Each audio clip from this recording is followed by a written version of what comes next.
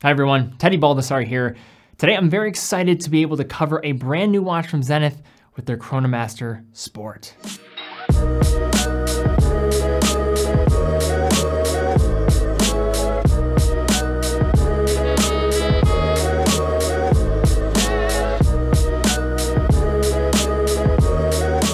So this new addition to the El Primero family of watches is basically a fusion of the A386 case design with the DeLuca, basically in a modern package. And I'm going to mention this right up front. This thing certainly takes a lot from the Rolex Daytona, or looks a lot like the Daytona. Basically, I want to call this thing the Zentona. I definitely would love for that term to catch on. But I do think there is a lot of upside with this, looking at the price being lower substantially than an MSRP of a Daytona, and we all know MSRP doesn't really tell the full story there. But also, when you look at this new 3600 movement on the flip side that is fully upgraded, definitely something cool is happening here when you look at the 1/10 of a second that this thing is able to track with that central chronograph seconds on this one. But guys, before we get too far into this watch, I do want to give one final opportunity for those that are watching. I did announce a giveaway for a $5,000 watch collection type giveaway a few weeks back, basically giving you the opportunity to pick 5 different watches, build a collection for $5,000, and we'll pick a winner at random to pick one of their 5 watches, and we'll give it to you for free. So all the instructions will be down below. Basically, all you do is go to teddybaldassarre.com, pick 5 different watches, put the links in the form that you're submitting, and then the lucky winner will be able to pick one of those 5 watches for themselves. We're probably only going to keep this open for maybe 48 hours after this video goes live, so definitely act fast. There's been a lot of people that have entered, thousands of people have entered so far, so best of luck. We'll announce the winner in probably an upcoming video. We'll also email the winner as well as announce it on Instagram, so stay tuned for that, but just wanted to mention it. Link will be in the description if you do want to take part in it. But now let's jump into looking at this new Chronomaster Sport. So first, looking at a rundown of the specs, we have a case size of 41 millimeters, thickness of 13 millimeters, lug to lug of surprising 45.9 millimeters, lug width of 20 millimeters, water resistance of 100 meters, movement is an automatic El Primero 3600, crystal is sapphire, bezel on this thing is ceramic, and price for it on a bracelet, $10,000, but pricing will depend on whether or not you go for the bracelet version or another variant. Now, the Chronomaster family of watches has a lot of variety in terms of the casing and the sizing across the board, as well as just the wearability. On the wrist here with this new Zenith, it's yet another positive example of, I think, really nailing a very wearable approach to case dimensions, offering presence across the wrist to match the sporty undertones, while not overhanging even on smaller wrists. Now, thanks in no small part to the proportionally larger, compared to the dial, I should say, polished ceramic bezel and surprisingly short 45.9 millimeter lug to lug length,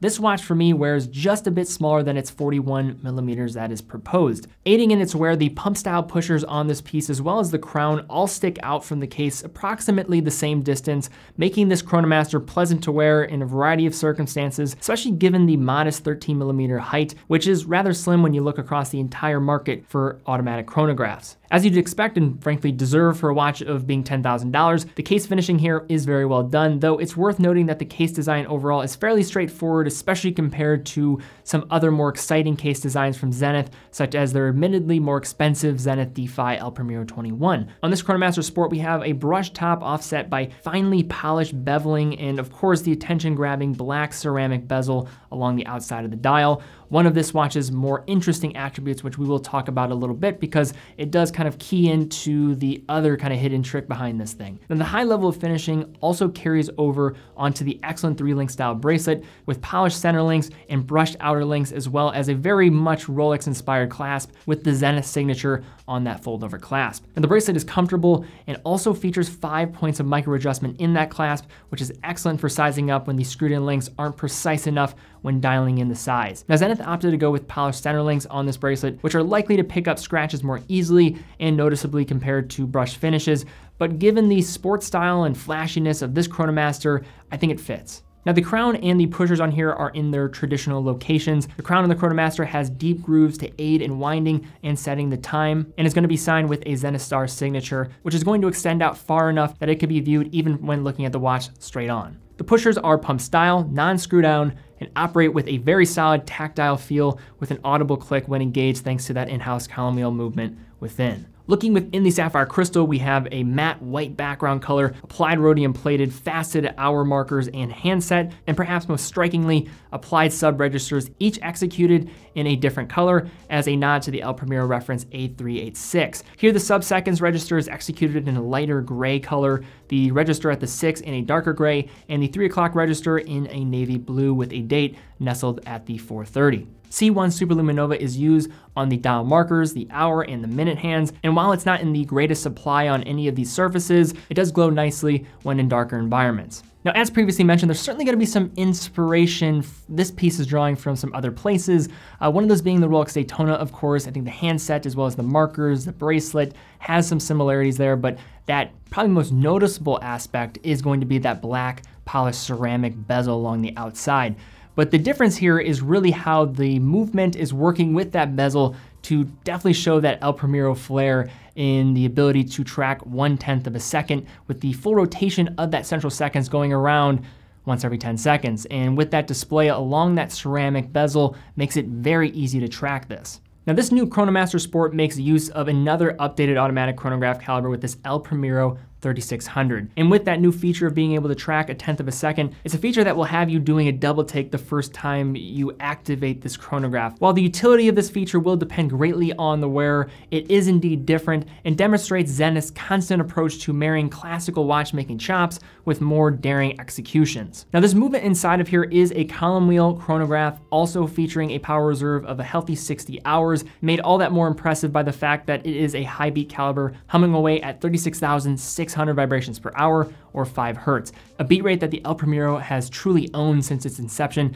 in 1969. The 3600 here works off the El Primero 400 architecture, featuring a lateral clutch, a silicone escapement wheel that is actually driving the chronograph as well. The movement is on full display through the sapphire caseback, a common open work design seen in many modern Zenith timepieces, offering fine engraving as well as satinized surfaces, topped off with the hallmark of the Zenith star. The rotor of the 3600 and the bridges come in a rather consistent muted color format, with the exception of the easily detected blue column wheel jumping into action with the pusher engagement and creating a notable tactile response. Now this new Chronomaster Sport from Zenith is, I think, very interesting when looking at the marketplace and seeing what's going on with Rolex. And I'm just bringing up Rolex so much just because I think it'll just be the thing that will come up in the comments constantly. I can kind of foresee what is going to happen here when looking at this piece, but both of them do something a little bit different. But this is a really strange dynamic here. You have Zenith, who very much is a watchmaker that I think really expresses their independence in a lot of ways with some of their daring designs and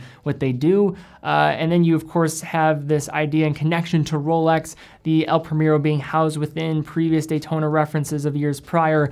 And I think this cashing in on probably the whole trend and the big void in the market, which is these sports style chronographs that are in limited supply. Many people looking at the Daytona and providing, I think, a great alternative to that, or just another option for somebody that wants to go for a manufacturer like Zenith with the history behind the El Primero caliber within, getting it in a new display of that 1/10 of a second movement. And if I had to sum this up simply, certainly a lot of inspiration from the Daytona, but if there's one brand that could get away with this, it's Zenith, just given the connection to the El Primero in the Daytona in years prior.